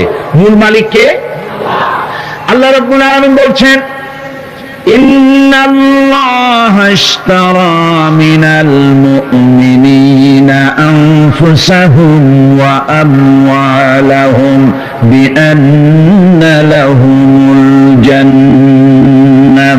আমি আমার মুমিনের জান এবং মালকে খরিদ করে নিয়েছি, বিনিময় জান্নাত দিয়ে দিয়েছি। তোমার কাছে যে জান আছে, মাল আছে, এটা তোমার নয়, এটা আমার আমানত তোমার কাছে। সুতরাং এই আমানত খরচ করতে হবে মূল মালিকের ইচ্ছা অনুযায়ী। সমাজের এক শ্রেণীর লোক প্রচুর বিত্তের মালিক হবে, সমাজের এক শ্রেণীর লোক প্রচুর বিত্ত এবং সম্পদের মালিক হয়ে ভোগ বিলাসের আনন্দের স্রোতে ভেসে যেতে থাকবে, নিজেকে ভাসিয়ে দেবে। আর এক শ্রেণীর লোক অনাহারে অর্ধাহারে কষ্ট করবে। এ বিধান ইসলামের নয়। কেউ থাকবে 10 তলায় আর কেউ থাকবে গাছতলায়, কেউ খাবে পোলাও, কোরমা, বিরিয়ানি, আর কারো কিসমতে মরিচ পোড়াও হবে না। এ বিধান আল্লাহর নয়। ইসলামের বিধান হচ্ছে এই যে আল্লাহ যে সব সম্পদ মানুষকে দান করেছেন, এই সম্পদের ভিতরে বিত্তহীনদের অধিকার রাখা হয়েছে। বিত্তহীন যারা গরিব, যাদের কিছু নাই, তারা আপনার করুণার পাত্র নয়, কি বলেন, তারা কি ধনীদের করুণার পাত্র? কোরআনে কারিমে আল্লাহ বলেন, ওয়াল্লাযীনা ফী আমওয়ালিহিম হাক্কুন লিস-সাইলি ওয়াল মাহরুম। ধনীদের সম্পদের ভেতরে গরিবদের, বিত্তহীনদের অধিকার রয়েছে, সে অধিকার আদায় করে দাও। দান করা এমনি দিয়ে দেওয়া এক জিনিস, গরিবদেরকে, বিত্তহীনদেরকে ইসলাম করুণার পাত্র বানায় নাই, বলেছে অধিকার। অধিকারটা বড় মজবুত কথা, এই কথার লোড আছে, ওয়েট আছে। আপনার আমার সম্পদের, অর্থাৎ যাদের বিত্ত আছে, বিত্ত সম্পদওয়ালা সম্পদশালী লোকেদের সম্পদের ভেতরে গরিবদের অধিকার রয়ে গেছে, সে অধিকার আদায় করতে হবে। ইসলাম সকল মানুষের দারিদ্র্য দূর করে বেঁচে থাকার মৌলিক অধিকার প্রতিষ্ঠিত করেছে। রাসূল করিম সাল্লাল্লাহু আলাইহি ওয়াসাল্লাম বলেছেন, লাইসা লি ইবনি আদম হাক্কুন সিওয়া হাযিহিল খিসাল, বাইতুন ইয়াসকুনুহু ওয়া সাওবুন ইওয়ারি আওরাতাহু ওয়া জালফাল খুবজ ওয়াল মা, আখরাজাহু তিরমিজি। তিরমিজি শরীফের হাদিসের ভিতরে এসেছে, রাসূল করিম সাল্লাল্লাহু আলাইহি ওয়াসাল্লাম বলেছেন, প্রত্যেকটি বনি আদমের তার বাস করার জন্য একটা গৃহ, এবং লজ্জা ঢাকার জন্য, শীত নিবারণের জন্য তার বস্ত্র, আর ক্ষুধা মিটাবার জন্য তার পানি আর রুটি ইত্যাদির ব্যবস্থা করতে হবে, চাই সে মুসলমান হোক আর হিন্দু হোক আর খ্রিস্টান হোক। বনি আদম, আদমের সন্তান যে মানুষ, যে তার এই অধিকার ইসলাম প্রতিষ্ঠিত করেছে। আজ বলা হচ্ছে খাদ্য, বস্ত্র, বাসস্থান সমাধান দেবে অমুকরা তমুকরা, এরকমের স্লোগান হয় না? ওরা দিতে পারবে না, ওরা দিতে পারে নাই। খাদ্য, বস্ত্র, শিক্ষা, চিকিৎসা, বাসস্থানের গ্যারান্টি দিয়েছে কোরআন, দিয়েছে আল্লাহ রসুল জনাব মুহাম্মদ রাসূলুল্লাহ সাল্লাল্লাহু আলাইহি ওয়াসাল্লাম। ইসলাম অর্থনৈতিক নিরাপত্তার জন্য যে সব পন্থা অবলম্বন করেছে, সেটা হচ্ছে যে সমাজের কর্মক্ষম সকল ব্যক্তি রুজির জন্য পরিশ্রম করবে, কেউ বসে থাকতে পারবে না। এটা হচ্ছে ইসলামের নিয়ম, কেউ বসে থাকতে পারবে না। কোরআনে কারীম বলছে, ফাইদা কুদিয়াতিস সালাতু ফান্তাশিরু ফিল আরদ ওয়াবতাগু মিন ফাদলিল্লাহ। ফাইদা কুদিয়াতিস সালাত, যখন তোমার নামাজ সম্পূর্ণ হয়ে গেল, ফান্তাশিরু ফিল আরদ, ছড়িয়ে পড়ো আমার জমিনের উপরে, ওয়াবতাগু মিন ফাদলিল্লাহ, আর আমার অনুগ্রহ অনুসন্ধান করো। রুজি কামানো কোনো খারাপ জিনিস না। কেউ মনে করে সারাদিন বসে বসে আল্লাহর জিকির করব, কেউ দুনিয়াটারে ঝামেলা মনে করে জঙ্গলে চলে যেতে চায়, এটা নিয়ম না। আপনি বসে থাকতে পারবেন না, আপনাকে কাজ করতে হবে। রুজি কামাই করাটাকে কোরআনে কারিমে এতটা সম্মান দিয়েছে, যেটাকে ফদলুল্লাহ বলা হয়েছে। ফদলুল্লাহ, এটা আল্লাহর অনুগ্রহ, সুবহানাল্লাহ বলেন। এটাকে ফদলুল্লাহ বলা হয়েছে, এটা জিনাতুল্লাহ বলা হয়েছে। আপনি যে কাপড় চোপড় ব্যবহার করেন, এই কাপড় চোপড়ের ব্যাপারে আল্লাহ পাক প্রশংসা করেছেন, কাপড় চোপড় সুন্দর করতে বলেছেন। তারপরে রুজি রোজগার হালাল করতে বলা হয়েছে, এবং রুজি কামাবার ব্যাপারে, হালাল ভাবে রুজি কামাবার জন্য ইন্সপিরেশন দেওয়া হয়েছে কোরআন এবং হাদিসে। রাসূল করিম সাল্লাল্লাহু আলাইহি ওয়াসাল্লাম বলেছেন, আল কাসিবু হাবিবুল্লাহ, সহস্তে যে উপার্জন করে সে আল্লাহর বন্ধু। যে ব্যক্তি ঠেলা গাড়ি চালায়, কুলি মজুর, রিক্সা চালায়, নিন্দা নাই, তাকে নিন্দা করা যাবে না। রিক্সাওয়ালা একটা গুরুত্বপূর্ণ দায়িত্ব পালন করছে। কুমার, কামার, তাঁতি, জেলে, ধোপা, নাপিত সবাই কাজ করছে। প্রত্যেক কাজের সম্মান ইসলাম দেয়, সুবহানাল্লাহ কোন। সমস্ত কাজের সম্মান আছে, শুধুমাত্র সম্মান নাই চুরির কাজের, ডাকাতির কাজের, সন্ত্রাসের কাজের, চাঁদাবাজির কাজের, মাস্তানির কাজের। এই সব কাজ নিন্দনীয় এবং এই সব কাজ নিতান্ত বাজে কাজ, এ কাজের কোনো সম্মান নাই।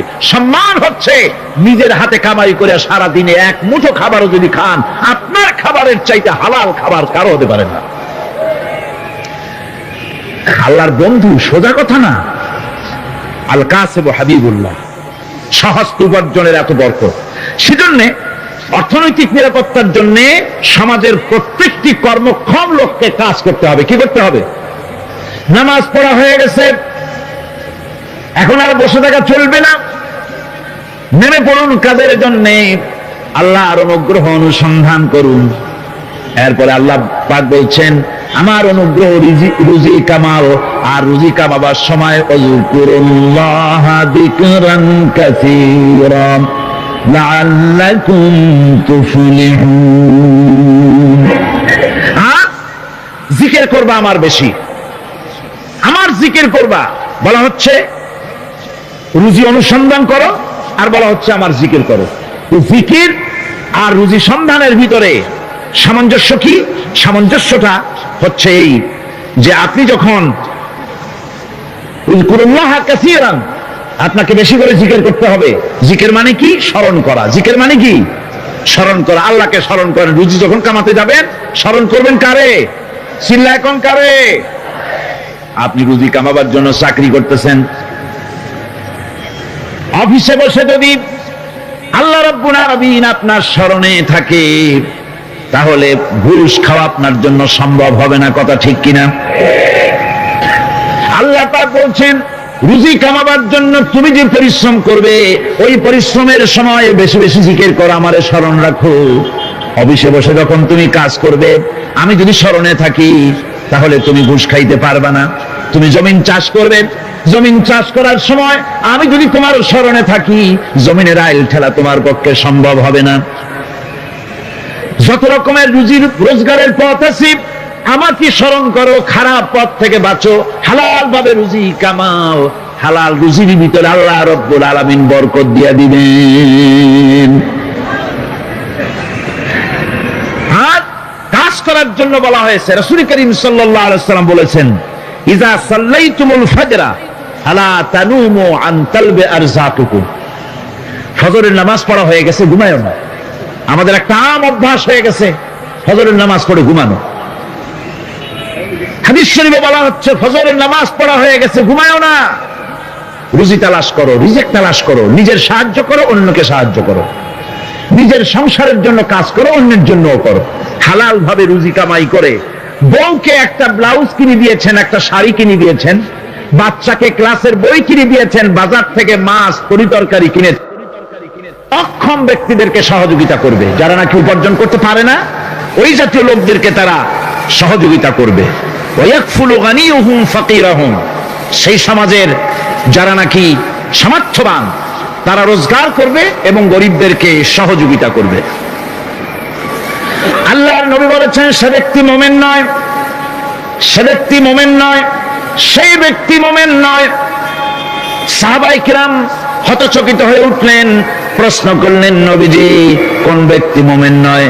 আল্লাহর নবী বলেন, যেই ব্যক্তি পেট পরে আরাম করে ঘুমায় গেল, এ কথা জানার পর যে তার প্রতিবেশী না খেয়ে শুয়ে আছে, ক্ষুধার যন্ত্রণায় কাতরাচ্ছে, এ কথা জানার পরে যেই মুসলমান ব্যক্তি আরাম করে পেট ভরে খেয়ে ঘুমায়, সে কখনো মুমিনের দাবি করতে পারে না, মুমিন হতে পারে না। কত বড় কথা! ইসলাম মানুষকে তাগিদ করেছে তার প্রতিবেশীর উপরে লক্ষ্য রাখার জন্য, তার প্রতিবেশীকে লক্ষ্য রাখার জন্য, গরিব মানুষের প্রতি লক্ষ্য রাখার জন্য। রাসূল করিম সাল্লাল্লাহু আলাইহি ওয়াসাল্লাম বলছেন, আইয়ু রাজুলিন মাতা দিয়ান বাইনা আগনিয়ায়ে ফাকাদ বারিয়াত মিনহুম জিম্মাতুল্লাহি ওয়া রাসূলুহু। আল্লাহর নবী বলেন, কোন ধনী ব্যক্তিদের মাঝে কোন গরিব প্রতিবেশী যদি না খেয়ে মারা যায়, তাহলে ওই এলাকার বিত্তশালী লোকদের সাথে আল্লাহর সমস্ত সম্পর্ক, রাসূলের সব সম্পর্ক ছিন্ন হয়ে যায়। কে বলতে পেরেছে এত বড় কথা? মানুষের অর্থনৈতিক নিরাপত্তার জন্য কত বড় কথা বলেছে ইসলাম, বলেছে বিশ্বনবী জনাবে মুহাম্মদ রাসূলুল্লাহ সাল্লাল্লাহু আলাইহি ওয়াসাল্লাম। আল্লাহ রাব্বুল আলামিন বলেন, ধনীদের হাতে যেন সম্পদগুলি পুঞ্জীভূত হয়ে না যায়, কাইলা ইয়াকুনা দুলাতাম বাইনাল আগনিয়াই মিনকুম। তোমাদের ধনীদের হাতে যেন সম্পদগুলি, সমাজের সম্পদগুলি যেন পুঞ্জীভূত না হয়, সেগুলি বরং ছড়িয়ে আস্তে করে যেন সমস্ত গরিব যেন সাধারণের কাছে যেতে পারে, সে ব্যবস্থা করতে হবে। জাকাত প্রদানের মাধ্যমে ধনীদের কাছ থেকে নিয়ে গরিবদেরকে দিয়ে দিতে হবে। আর বুখারী শরীফের সারা ফাথুল বারীতে হাফেজ ইবনে হাজার আসকালানী রাহিমাহুল্লাহ তিনি বলেছেন, যাকাত যদি ধনীরা না দেয়, যদি কেউ দিতে বাধা দেয়, ফামানিমতানা উখিযাত বিহি কাহরান, যদি যাকাত না দেয় জবরদস্তি করে যাকাত আদায় করে নিবে গভর্নমেন্ট। যাকাত দিতেই হবে। মুনকিরিনে যাকাত, যারা যাকাত দিতে অস্বীকার করেছিল, হযরতে সিদ্দিক আকবর, হযরতে আবু বকর সিদ্দিক রাদিয়াল্লাহু তাআলা আনহু, তিনি তাদের সম্পর্কে বলেছিলেন, ওয়াল্লাহি লাউ কাতিলান্না মান ফাররাকা বাইনাস সালাতি ওয়াজ যাকাত, অবশ্যই আমি ওই সম্প্রদায়ের লোকের বিরুদ্ধে যুদ্ধ ঘোষণা করব যারা নামাজ আর যাকাতের মধ্যে পার্থক্য সূচিত করবে। যারা নামাজ তো পড়বে কিন্তু যাকাত দিবে না সরকারের কাছে, যাকাত আদায় করবে না, তাদের বিরুদ্ধে যুদ্ধ ঘোষণা করব। ইসলামী সরকার যদি প্রতিষ্ঠিত হয় তাহলে এই যাকাত আদায় করা হবে। যাকাত কেউ নিয়ে বসে থাকতে পারবে না, যাকাত আদায় করা হবে। আমাদের দেশে নিয়ম মাফিক যদি যাকাত আদায় করা হতো, এই দেশ যদি ইসলামী গভর্নমেন্ট হতো, আল্লাহ যেন দয়া করে করে দেন, কন্যা আমিন। আল্লাহ পাক যদি দয়া করে দেশটারে ইসলামী রাষ্ট্র বানায় দেন, তাহলে যাকাত তো আদায় করে নেওয়া হবে। যাকাত দিতে আপনি বাধ্য, গরিব মানুষ থাকবে না। এখনো বাংলাদেশে নিয়ম মাফিক যদি যাকাত আদায় করা হয়, নিয়ম মাফিক মানে সোনার যাকাত, রূপার যাকাত, নগদ ক্যাশের যাকাত, ফসলের ওষুধ সঠিকভাবে যদি আদায় করা হয়, তো একেবারে কম করে হলেও 1000 কোটি টাকা যাকাতের টাকা কালেকশন হতে পারে। এটা কি কম কথা? 1000 কোটি টাকা, এই টাকা আদায় করা হচ্ছে না। এই টাকা আদায় না করার কারণে যে শূন্যতার সৃষ্টি হচ্ছে, এই ভ্যাকুয়ামকে পূর্ণ করার জন্য এগিয়ে এসেছে 7 সমুদ্র 13 নদীর ওপর থেকে এনজিওরা। এনজিওরা এসে আমাদের দেশে, সব এনজিও খারাপ আমি তা বলি না, বহু এনজিও আছে যারা এদেশের উন্নয়নের, আর্থসামাজিক উন্নয়নের জন্য তারা প্রচেষ্টা করছে, রাস্তাঘাট, স্কুল কলেজ, চিকিৎসা ইত্যাদির দিকে কাজ করছে। যতগুলি এনজিও আমাদের দেশে আছে তার ভিতরে 52টা এনজিও গোনা বাছা যারা ইসলামের প্রকাশ্য দুশমন, আর এর শীর্ষস্থানে আছে ব্র্যাক। এই এনজিও গুলি তারা আমাদের দেশে এসে সুদি কারবার শুরু করেছে, পরিপূর্ণভাবে সুদের কারবার। ব্যাংকের থেকে যদি আপনি লোন নেন তাহলে 15 or 17% ইন্টারেস্ট দিতে হবে, আর ওদের কাছ থেকে যে সুদ, যে টাকা নেওয়া হয়, সেই টাকায় গ্রামীণ ব্যাংক থেকে শুরু করে ব্রাড বলেন, কারিতাস বলেন, অক্সফাম বলেন, এডাপ বলেন, যেগুলি আছে এগুলি সুদ নেয় 30 থেকে 34% পর্যন্ত। গোটা জাতিকে গ্রাম পর্যায়ে তারা সুদের নিবিড় চাষ করতেছে, ঘরে ঘরে সুদ পৌঁছে দিয়েছে, মুসলমান নারীদেরকে বেহুলমতি করেছে, ইসলামের ঐতিহ্য ধ্বংস করতেছে, নারীদেরকে বিপর্দা করতেছে, আমার দেশের ফ্যামিলি স্ট্রাকচারকে এনজিওরা ধ্বংস করে দিচ্ছে।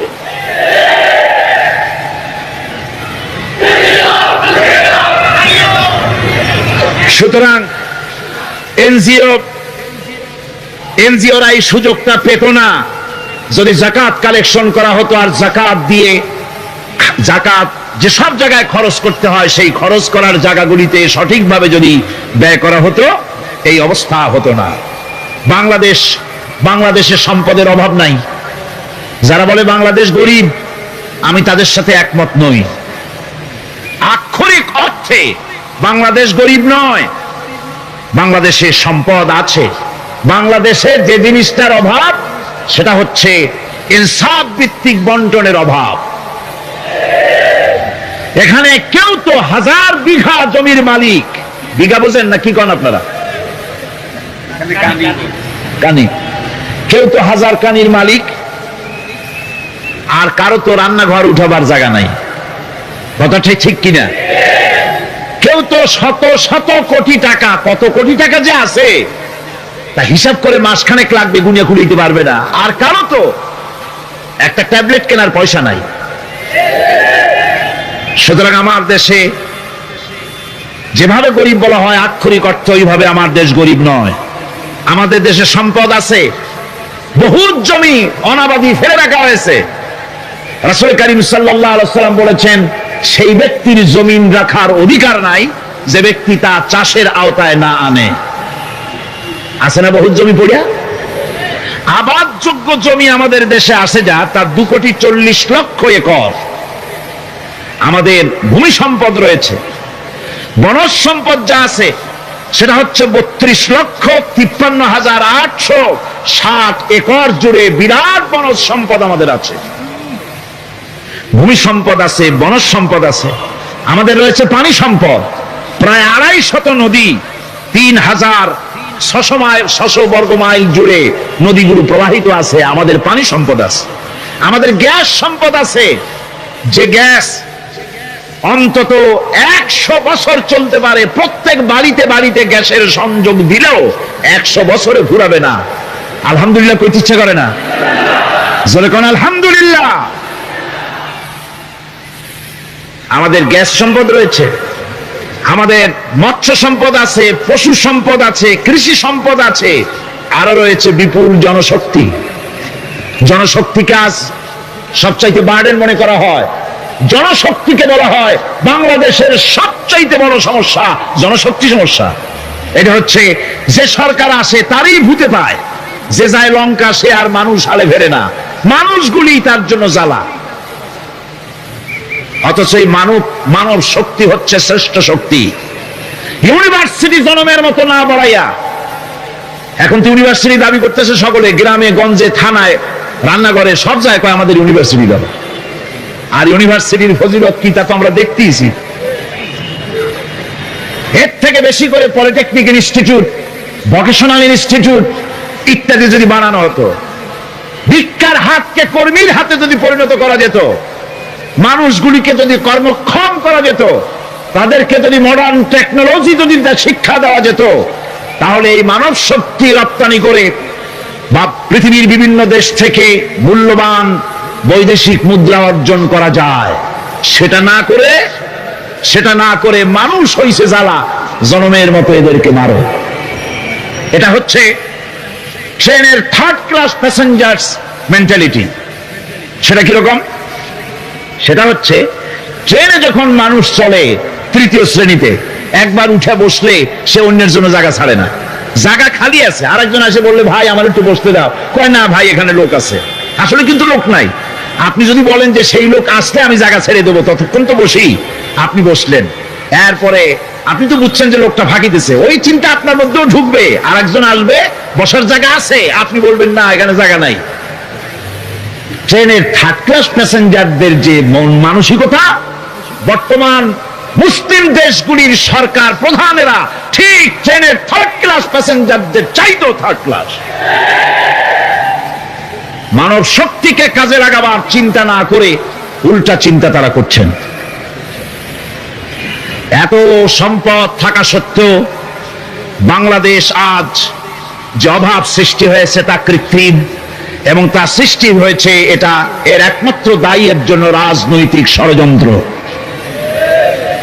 রাজনৈতিক ষড়যন্ত্রের কারণেই এই অভাব সৃষ্টি হয়েছে। গোড়া থেকেই আমাদের দেশটি ষড়যন্ত্রের শিকার। প্রথমে ব্রিটিশ বেনিয়ারা 200 বছর পর্যন্ত গোলামীর জিনজির পরিয়ে দিয়েছে। 200 বছর গোলামীর পর দ্বিজাতি তত্ত্ব এবং মুসলিম সংখ্যাগরিষ্ঠতার ভিত্তিতে 47-এর আজাদি, তারপর পশ্চিমাদের শোষণ বঞ্চনা থেকে মুক্তি লাভের জন্য 71-এর আজাদি, এরপরে দেশের 90% হচ্ছে মুসলমান। 90% কারা? চিল্লায় বলেন না কারা? পৃথিবীর এই দ্বিতীয় বৃহত্তম মুসলিম জনগোষ্ঠীকে খ্রিস্টান আর ইহুদিরা তারা চেয়েছে জনগণকে খ্রিস্টান বানাতে। আমাদের দেশের জনগণকে তারা চায় খ্রিস্টান বানাতে। যারা কমিউনিস্ট তারা চায় আমাদেরকে নাস্তিক বানাতে, আর পার্শ্ববর্তী দেশের পেইড এজেন্ট যারা আমাদের দেশে আছে তারা চায় পৃথিবীর নিকৃষ্টতম কুহুরি মতবাদ, ধর্ম নিরপেক্ষ মতবাদের মাধ্যমে গোটা জাতিকে ধর্ম থেকে দূরে সরিয়ে দিতে চায়। সুতরাং এই ষড়যন্ত্রের শিকার হয়ে আছে বাংলাদেশ। বাংলাদেশের এই আর্থসামাজিক প্রেক্ষাপটে ইসলামের বিধান ছাড়া, আল্লাহর দেওয়া বিধান ছাড়া এর কোনো মুক্তি নাই, এর নাজাতের কোনো পথ নাই। আল্লাহ রাসূল ক্ষমতা আরোহণ করলেন, রাষ্ট্রের মালিক হলেন, প্রেসিডেন্ট হলেন। রাসূলুল্লাহ কি হলেন? আল্লাহর নবী প্রেসিডেন্ট হলেন। সমাজের গরিব দুঃখীদের ব্যাপারে নবীজি বললেন, মান তারাকা মালান ফালওয়ারসাতিহি ওয়া মান তারাকা দিয়ান আও কুল্লা ফালিয়াতিনি ফাইন্না মাওলাহু, রাওয়াহুল বুখারী। নবীজি বলেন, যে ব্যক্তি মারা গেল, মরে যাওয়ার পর তার যে সম্পদ থাকবে, এই সম্পদগুলি সে যে সন্তান, স্ত্রী, পুত্র যাদের রেখে গেছে তা তাদের জন্য।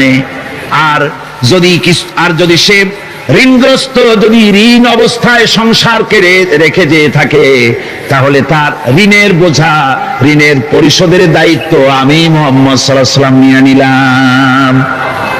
সমাজের যার কোনো অভিভাবক নাই তার অভিভাবক আমি মুহাম্মদ সাল্লাল্লাহু আলাইহি ওয়াসাল্লাম। যার কোনো অভিভাবক নাই সেজন্য আমার কাছে চলে আসে। ইসলামী রাষ্ট্র এই বিধান পেশ করেছে। এর চাইতে সুন্দরতম বিধান পৃথিবীতে আর কেউ দিতে পারে নাই। সেজন্য সেই সমাজে চুরি বন্ধ হয়েছে, ডাকাতি বন্ধ হয়েছে, জিনা বন্ধ হয়েছে, সব বন্ধ হয়ে গিয়ে সুন্দর একটি সমাজ প্রতিষ্ঠিত হয়েছিল। আর রাসূল বলেছিলেন, খাইরুল কুরুনে কারনি, সর্বশ্রেষ্ঠ যুগ হলো আমার যুগ। সুবহানাল্লাহি বিহামদিহি। মানুষ দরজা খুলে ঘুমায়েছে, কারো ক্ষুধার কষ্ট নাই, পড়ার কষ্ট নাই, খাবারের চিন্তা নাই, চুরি ডাকাতির ভয় নাই, ভয় মুক্ত। ওই যে গতকাল বলেছিলাম, যেমন একটা সমাজ আসবে, খাবাব চিন্তা করো না, আমি কসম করছি এমন একটা সমাজ প্রতিষ্ঠিত হবে যেই সমাজে চুরি, ডাকাতি, জেনা, ব্যভিচার, হত্যা, ধর্ষণ কোনো ভয় থাকবে না। লা ইয়াখাফু ইল্লাল্লাহ, আল্লাহ ছাড়া কারো কোনো ভয়, মনের ভিতরে ভয় থাকবে না। ওয়ালাকিন্নাকুম তাস্তাজিলুন, তোমরা বড্ড তাড়াহুড়ো করতেছো, বেসবর হচ্ছো, সবর করো, তাড়াহুড়ো করো না। এমন সমাজ আসবে। রাসূলুল্লাহ এরকম একটা সমাজ গোটা পৃথিবীবাসীকে উপহার দিতে পেরেছিলেন না পারেন না? পেরেছিলেন কিনা? সেই কথাই আল্লাহ রাব্বুল আলামিনের কথার সঙ্গে বার মিলান।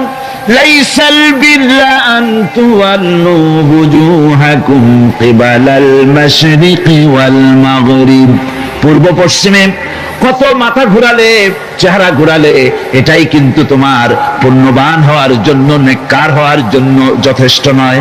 বরং যথেষ্ট হলো আল্লাহর প্রতি ঈমান আনো, কিতাবের প্রতি, পরকালের প্রতি, ফেরেশতার প্রতি, নবীদের পরে ঈমান আনো, আর আল্লাহর মহব্বতে, আল্লাহর প্রেমে উদ্বুদ্ধ হয়ে আর একটা বড় কাজ করো, সেটা হলো ওয়াতাল মালা আলা হুব্বিহি যাবিল কুরবা ওয়াল ইয়াতামা ওয়াল মাসাকিন ওয়াবনাস সাবিল ওয়াস-সাইলিনা ওয়া ফির রিকাবি ওয়া কামাস সালাতা ওয়া الزكاة والموفون بعهدهم إذا عاهدوا والصابرين في البأساء والضراء وحين البأس أولئك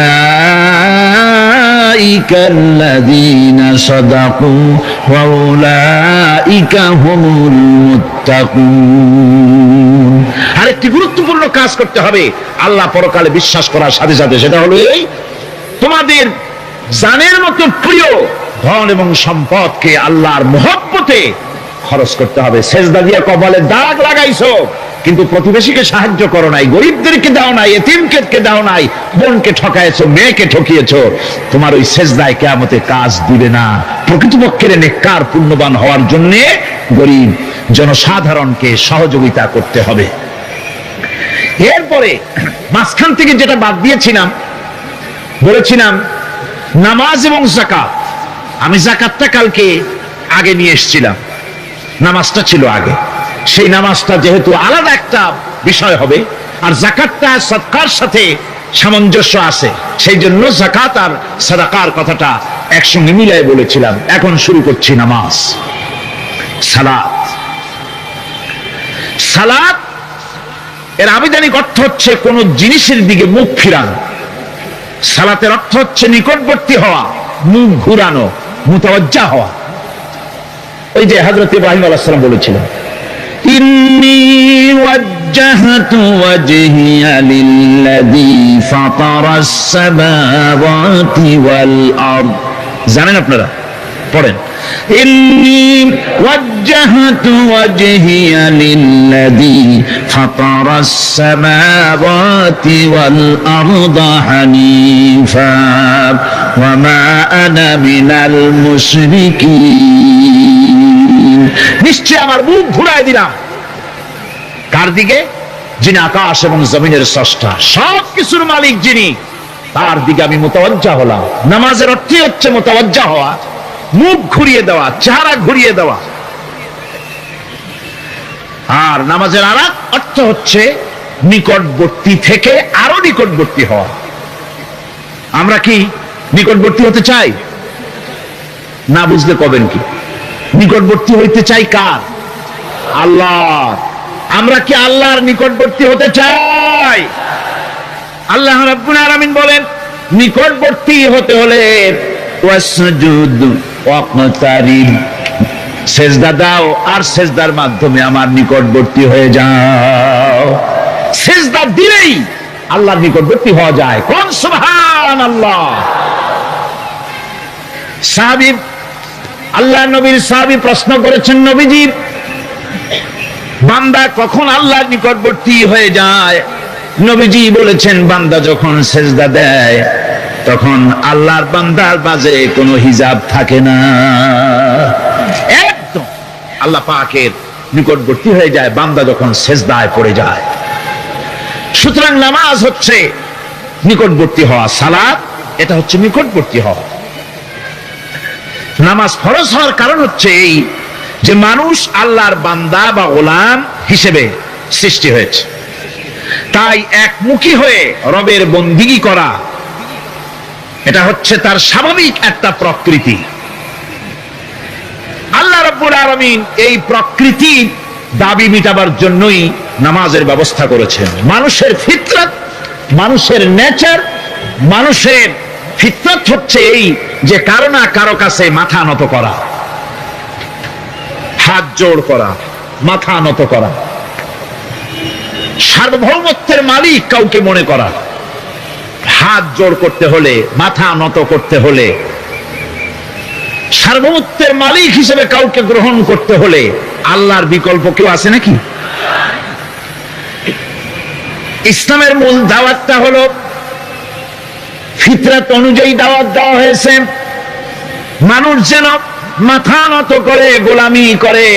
এজন্য আল্লাহ রাব্বুল আলামিন বলেছেন যে আমি মানুষ এবং জিনকে সৃষ্টি করেছি, তার কারণটাই হলো মা খালাকতুল জিন্না ওয়াল ইনসা ইল্লা লিয়াবুদুন।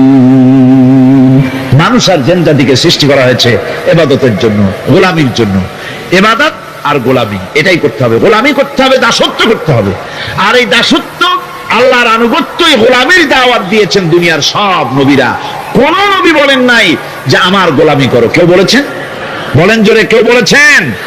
আল্লাহ পাক বলেন, ওয়ালাকাদ বা'আসনা ফি কুল্লি উম্মাতির রাসূলা আন ইবুদুল্লাহা ওয়াজতানিবুত তাগুত। প্রত্যেক জাতির জন্য আমি রাসূল প্রেরণ করেছি। তারা মানুষকে দাওয়াত দিয়েছেন এই কথা বলে যে এক আল্লাহর গোলামি করো, তিনি ছাড়া কোনো ইলাহ নাই, আইনদাতা নাই, বিধানদাতা নাই, তার গোলামি, তার সামনে মাথা নত করে দাও। আর প্রত্যেক নবীর যুগেই নামাজ রোজা শরীয়তের মধ্যে ছিল। নামাজ রোজা কম বেশি প্রত্যেক নবীর জামানাই আল্লাহ পাক এটাকে বাধ্যতামূলক করেছিলেন। নামাজ, রোজা, যাকাত সব নবীদের জন্য বাধ্যতামূলক ছিল, তার উম্মতের জন্য বাধ্যতামূলক ছিল। নামাজ হচ্ছে তাওহীদের অবশ্যম্ভাবী এক বহির্প্রকাশ। তাওহীদের জন্য তাওহীদবাদী মানুষ যারা, তাদেরকে নামাজ আদায় করতেই হবে। আকীদা বিশ্বাসের দিক থেকে তাওহীদ যদি হয় পুরা দ্বীনের মূল উৎস, তাহলে আমলের দিক থেকে নামাজ হচ্ছে পুরা দ্বীনের মূল ভিত্তি। নামাজ হচ্ছে আমলের মূল ভিত্তি। এর বাস্তবায়ন ছাড়া দ্বীন পূর্ণ হয় না। নামাজ মুমিনের কেবলমাত্র একটি উত্তম আমলই নয়, বরং নামাজ হচ্ছে ইমানের মূল ভিত্তি। যার কাছে নামাজ নাই তার কাছে কিছুই নেই। রাসূল করিম সাল্লাল্লাহু আলাইহি ওয়াসাল্লাম বলেছেন যে নামাজ যে ব্যক্তি পড়ে না, আল্লাহ পাকের সাথে তার কোনো সম্পর্ক বাকি থাকে না। সুতরাং এই নামাজটা হচ্ছে যে একমাত্র একাগ্র চিত্তে আদবের সাথে আল্লাহর সামনে রুজু হয়ে যাওয়া। কোরআনে কারীম বলছি, মুনিবিনা ইলাইহি ওয়াত্তাকুহু ওয়াকিমুস সালাতা ওয়া লা তাকুনু মিনাল মুশরিকিন। তোমরা আল্লাহর দিকে রুজু হয়ে যাও এবং তাকে ভয় করে অন্যায় কাজ থেকে বিরত থাকো, আর নামাজ কায়েম করো, মুশরিকদের অন্তর্ভুক্ত হয়ে যেও না। নামাজ কায়েম করা, নামাজের আদেশ কোরআনে কারীমের মধ্যে আল্লাহ পাক বহু জায়গায় করেছেন। ঈমানের পর নামাজই হচ্ছে সবচেয়ে বড় জরুরি। একজন মানুষ ঈমান আনলো, যেমন কালকে একজন ঈমান এনেছে, ঈমান আনার সাথে সাথে তার প্রথম কাজ কি বলুন? বলেন, প্রথম কাজ কি? ফজরের নামাজের আগে একজন ইসলাম কবুল করলেন, তার প্রথম দায়িত্ব নামাজকে আদায় করে দেওয়া, ফজরের নামাজ পড়া। জোহরের আগেই কেউ ঈমান আনলো, তার প্রথম দায়িত্ব জোহরের নামাজ আদায় করা। আসরের নামাজের আগে ঈমান এনেছে, তার প্রথম দায়িত্ব হলো আসরের নামাজ আদায় করা। তার মানে হলো ঈমান আনার পর একজন ঈমানদারের প্রথম দায়িত্ব হচ্ছে নামাজ। গুরুত্বপূর্ণ বিষয়, খুব ভালো করে শুনতে হবে, ইয়াদ রাখতে হবে প্রত্যেকটি মুসলমানের। এই নামাজ কি জিনিস, কেমনে আদায় করতে হবে, আদায় না করলে কি হবে, গুরুত্বপূর্ণ এই কথাগুলি প্রত্যেকের স্মরণ রাখতে হবে। হযরত মূসা আলাইহিস সালামকে আল্লাহ রাব্বুল আলামিন ওহী প্রদান করলেন।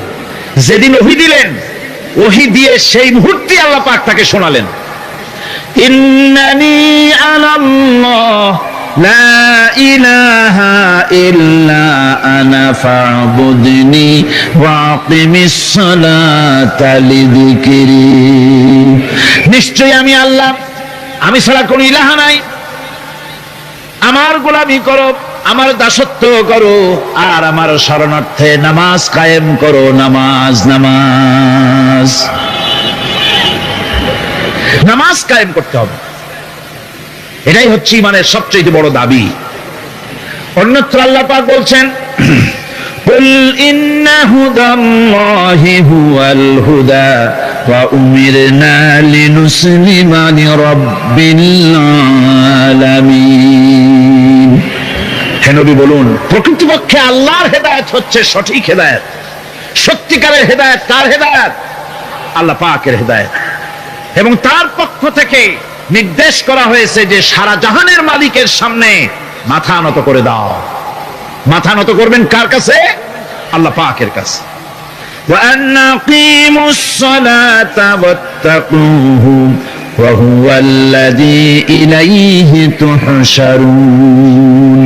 আর নামাজ প্রতিষ্ঠা করো, আল্লাহ রাব্বুল আলামিনের ভয়তে সমস্ত অপরাধমূলক কাজ থেকে, অসামাজিক কার্যকলাপ থেকে বিরত থাকেও। আর একদিন মনে রেখো, তোমাদের সকলকেই আল্লাহ রাব্বুল আলামিনের দরবারে উপস্থিত হতে হবে। নামাজ ঈমান থাকা না থাকার প্রমাণ। ঈমান আছে কি ঈমান নাই, এর প্রমাণ কি? নামাজ।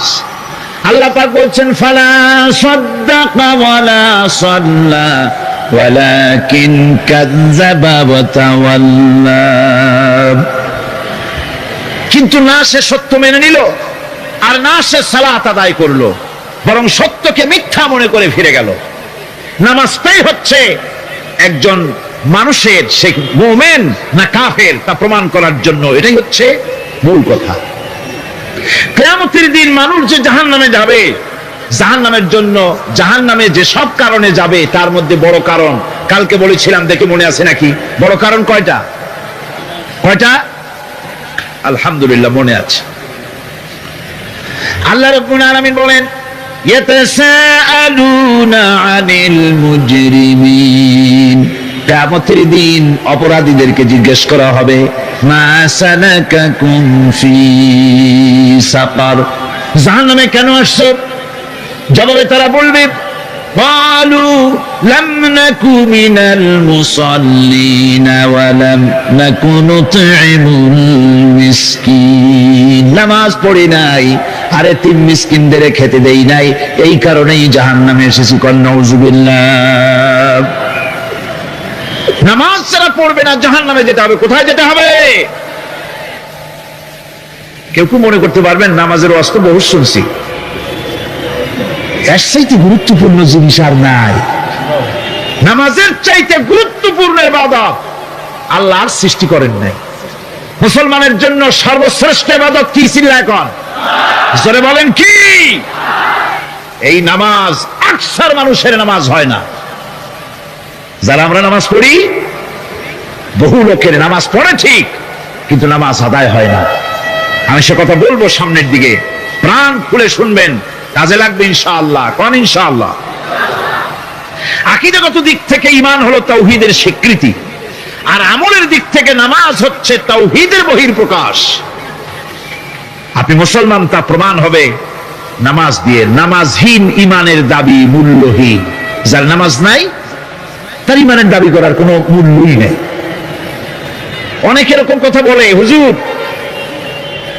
আমি মানুষটা নিতান্ত খারাপ না, যাই মনে করেন, গ্রামে রাস্তা বানাইছি, ব্রিজ করে দিয়েছি, কালভার্ট করেছি, এতিম মিসকিনদের তাও মাঝে মধ্যে খাবার দেই। নামাজ হচ্ছে ইসলামের গণ্ডির মধ্যে প্রবেশের প্রমাণ। কোরআনে কারীম বলছে, ফাইন তাবু ওয়া আকামুস সালাতা ওয়া আতাউজ যাকাতা ফাইখওয়ানুকুম ফিদ্দীন। সূরা তাওবা এসেছে, তারা যদি তওবা করে আর নামাজ কায়েম করে, যাকাত যদি আদায় করে, তাহলে এখন তোমাদের সে দ্বীনি ভাই, এখন ভাই হয়ে গেল। একটু আগে ছিল কাফের মুশরিক, এখন তোমার দ্বীনি ভাই। দ্বীনের গণ্ডির মধ্যে প্রবেশ করা, কলেমা পড়ার সাথে সাথেই নামাজ। নামাজ হচ্ছে দ্বীনের প্রধান গেট, দ্বীনের প্রধান তোরণ। দ্বীনের মধ্যে প্রবেশ করার জন্য এই গেট দিয়ে প্রবেশ করতে হবে। সুতরাং এই নামাজের এতই গুরুত্ব দেওয়া হয়েছে। ইসলাম যদি ক্ষমতায় আসে, আল্লাহ যেন এনে দেন, জোরে কোন আমিন।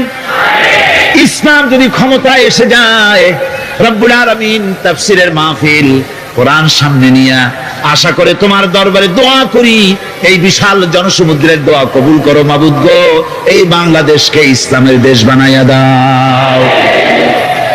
দেশটা যদি ইসলামের হয়ে যায়, আইন যদি আল্লাহর হয়, শাসন যদি সৎ লোকেরা করে, রব্বুল আলামিন কোরআন শরীফে বলেন, তাহলে তারা 4টা কাজ করবে। আল্লাযীনা ইম্মাক্কান্নাহুম ফিল আরদ আকামুস সালাতা ওয়া আতাউজ যাকাত ওয়া আমারু বিল মা'রুফি ওয়া নাহাউ আনিল মুনকার। মুমিনেরা ক্ষমতায় এসে প্রথম যে কাজটা করবে, প্রথমে ক্ষমতায় এসেই নামাজ বাধ্যতামূলক করবে। প্রথম কি? ওয়াজ নসিহতে অনুরোধ করা হবে না, বাবাজিরা আল্লাহর রাস্তায় নামাজটা পড়ে না। রেডিও এবং টেলিভিশনের মাধ্যমে রাষ্ট্রপ্রধান অর্ডার করে দিবেন, আজ থেকে বাংলাদেশের 12 কোটি তাওহীদি জনতা, নারী পুরুষ যারা আকেল বালিগ, সকলের জন্য নামাজ বাধ্যতামূলক, নামাজ পড়তেই হবে। এটা অর্ডার। বেলা যখন 1টা বেজে যাবে, বেলা যখন 1টা বাজবে, সমস্ত মসজিদে আজান শুরু হয়ে যাবে।